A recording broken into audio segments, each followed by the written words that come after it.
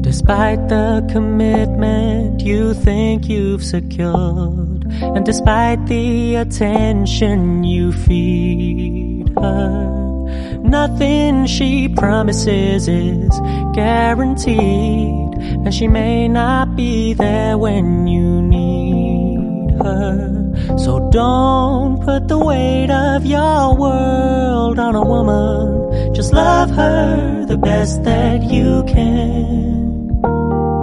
Show her your power, that you'd be just fine without her, and you'll be her favorite man.